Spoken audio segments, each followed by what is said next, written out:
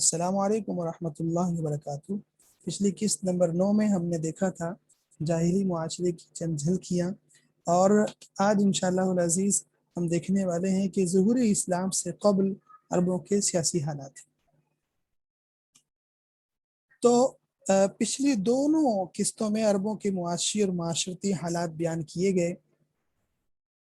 اس قسط میں مختصراً اس دور کے سیاسی حالات بیان کیے جا رہے ہیں۔ ظہور اسلام سے پہلے عرب قبائلی نظام میں تقسیم تھے اور سرزمین عرب کے ریگستانوں میں دانہ ہائے تسبیح کے طرح بکھرے ہوئے تھے۔ قبائل کا سیاسی نظام نیم جمہوری تھا۔ قبیلے کا ایک سردار مقرر ہوتا جس کی شجاعت، قابلیت اور فہم و فراست کے علاوہ سابقہ سردار سے قرابت داری کا بھی لحاظ رکھا جاتا۔ تمام لوگ اپنے سردار کی اطاعت کرتے، تاہم سردار قبیلہ کے باثر لوگوں سے صلاح معاشرہ بھی لیتا تھا۔ عرب قوم کیونکہ اکڑ مزاج قوم تھی، تو بعض اوقات کسی معمولی سی بات پر اگر دو مختلف قبیلے کے افراد میں جھگڑا ہو جاتا تو اسے پورے قبیلے کی انا کا مسئلہ بنا لیا جاتا اور پھر مخالف قبیلے کے خلاف اعلان جنگ کر دیا جاتا۔ بسا اوقات یہ جنگیں مدتوں جاری رہتی۔ مثلاً بنو تغلب اور بنو بکر میں بسوس نامی ایک اونٹنی کو مار ڈالنے پر جنگ کا آغاز ہوا اور یہ جنگ پھر 40 سال تک جاری رہی۔ جب ہم جزیرہ نما عرب کے اطراف پر نظر ڈالتے ہیں تو ایک طرف روم کی عظیم بازنطینی سلطنت اور دوسری طرف ایران کی عظیم ساسانی سلطنت نظر آتی ہے۔ جزیرہ نما عرب کو ایک لحاظ سے ان دو عظیم ہمسایہ حکومتوں کے درمیان ایک بفر سٹیٹ کا درجہ حاصل تھا۔ اہل عرب ان دو ہمسایہ سلطنتوں کو اسدین غالب یعنی دو طاقتور غالب شیر کہا کرتے تھے۔ اس وقت یہ دنیا کی دو سب سے طاقتورین ترین اقوام تھی جو کئی صدیوں سے آپس میں برسر پیکار تھی۔ کبھی رومی ایرانیوں کو پامال کرتے ہوئے شکست فاش سے دو چار کر دیتے اور کبھی میدان جنگ میں ایرانیوں کی فتح کے طبلے بجتے۔ روم کی بازنطینی سلطنت کا حکمران کیسر کے لقب سے حکومت کرتا، جبکہ ایران کی ساسانی سلطنت کا حکمران کسرا کہلاتے۔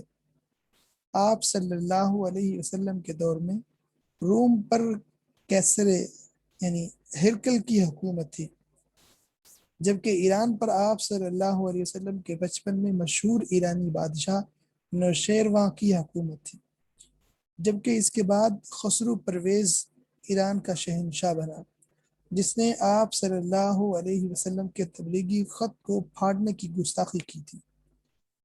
یہاں میں عربوں کی تاریخ اور آپ صلی اللہ علیہ وسلم کی ولادت مبارکہ کے وقت سرزمین عرب کے عمومی حالات کا سلسلہ تمام کرتا ہوں۔ اب انشاءاللہ اگلی اقساط سے ہم سیرت النبی صلی اللہ علیہ وسلم کا باقاعدہ آغاز کرنے جا رہے ہیں۔ اس سے پہلے ہم نے جو پچھلی اقساط دیکھی ہیں ان کا خلاصہ میں آپ کے سامنے عرض کیے دیتا ہوں۔ اب اسکرین پہ نظر رکھیے۔ سب سے پہلے ہم نے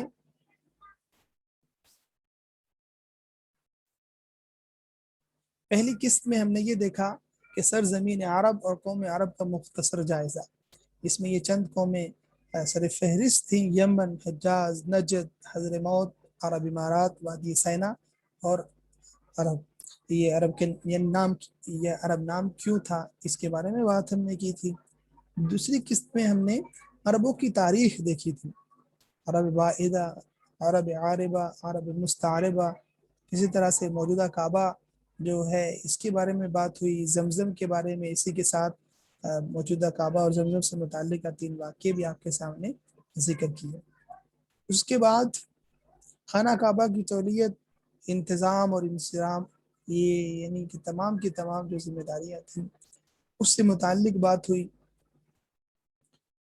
اور اس کے ساتھ مزید آگے حضرت عبداللہ جو نبی پاک صلی اللہ علیہ وسلم کے والد ہیں ان کی قربانی اور دیت، اس سے متعلقہ بات ہوئی، اور پھر ہم نے واقعہ اصحاب الفیل یا عام الفیل ہم کہہ سکتے ہیں، اس کے بارے میں بات کی کہ جو نبی پاک صلی اللہ علیہ وسلم اس واقعے کے 50 دن بعد آپ صلی اللہ علیہ وسلم کی پیدائش ہوئی، اور باقی ساری تفصیل آپ پیچھے سن سکتے ہیں۔ اور اسی طرح سے پھر ہم نے آگے قسط نمبر 5 میں 6 میں پھر ہم نے یہ دیکھا کہ بت پرستی کیسے شروع ہوئی، تو اس کی جو باقاعدہ آغاز کرنے والا وہ عامر بن لحی تھا، اس کی تفصیل بھی پیچھے عرض کر دی۔ اسی طرح جی آگے مشرکین مکہ کے معبودان باطلہ جو مشہور بت تھے، یہوب العزى لات منات اصاف نائلہ سوا نصر یعوق یغوث ود، یہ والے مشہور تھے۔ اس کے علاوہ سب ملا کر تقریباً 360 کی تعداد جو خانہ کعبہ میں رکھی ہوئی تھی۔ اس کے بعد قسط نمبر 8 میں ہم نے اہل مکہ کے عقائد اور شرکی اعمال پر مختصر جائزہ لیا، اس پر بات کی۔ اور قسط نمبر 9 میں ولادت نبی پاک صلی اللہ علیہ وسلم کے وقت ادیان اور دیگر مذاہب ان پر بات ہوئی، جن میں یہودیت، عیسائیت، آتش پرست، صاحبی دہریت اور مسلک توحید کے عالم بردار۔ پھر اسی طرح جی پھر ہم نے جاہلی معاشرے کی چند جھلکیاں دیکھی، حضرت اور بدوی اور فرنگی غلام یائی۔ اب انشاءاللہ العزیز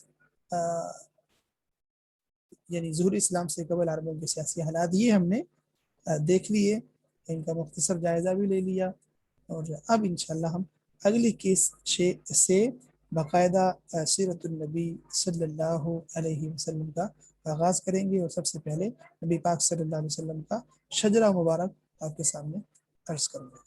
السلام علیکم ورحمۃ اللہ۔